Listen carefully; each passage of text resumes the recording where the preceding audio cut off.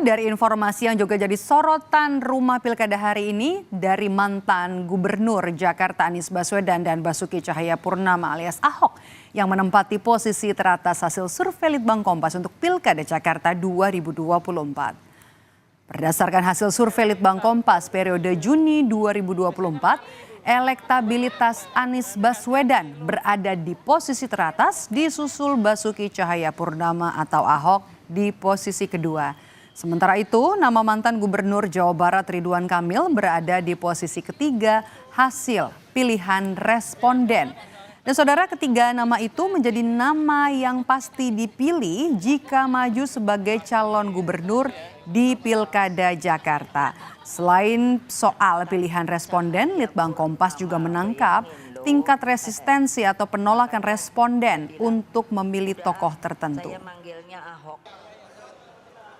Kalau kita lihat sekilas itu tampak bahwa Anies Baswedan dan Basuki Cahayapurnama ini cukup kuat gitu ya elektabilitasnya. Nah, bicara peluang di luar dua kandidat yang kuat tadi ya Anies dan Ahok, ya mungkin kita bisa melihatnya dari sisi strong voternya. Artinya strong voter ini kita tidak hanya menanyakan siapa yang layak, tapi juga pasti akan memilih itu seberapa besar. Di sini memang Ridwan Kamil masih menjadi yang kuat ya, ada 24% yang pasti akan memilih Ridwan Kamil. Sementara dari sisi resistensi itu Ridwan Kamil ini yang cukup relatif rendah sisi penolakannya.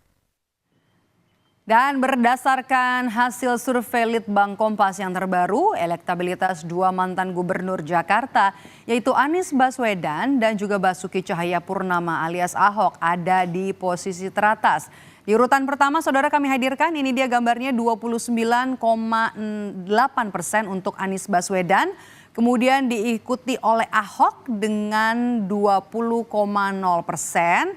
Kemudian ada nama Ridwan Kamil 8,5% dan selanjutnya ada nama dua menteri dari Kabinet Jokowi yakni Erick Thohir dengan 2,3% dan Sri Mulyani 1,3%.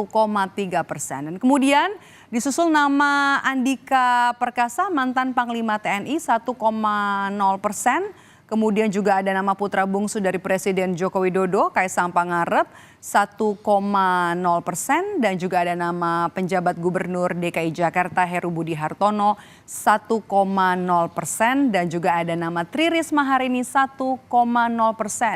Survei ini saudara dilakukan pada 15 hingga 20 Juni 2024. Dengan responden sebanyak 400 orang dipilih secara acak dengan menggunakan metode pencuplikan sistematis bertingkat di Jakarta.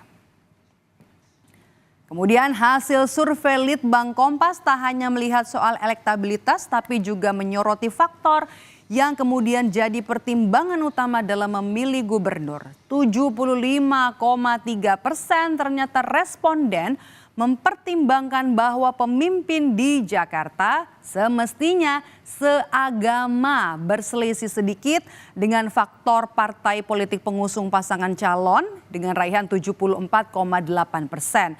Nah, selain soal agama dan juga soal partai politik pengusung, pertimbangan responden dalam memilih kepala daerah juga dipengaruhi oleh sosok-sosok yang kuat yang mendukung calon. Tidak kurang dari 65,5% ini mempertimbangkan calon yang didukung Prabowo Subianto.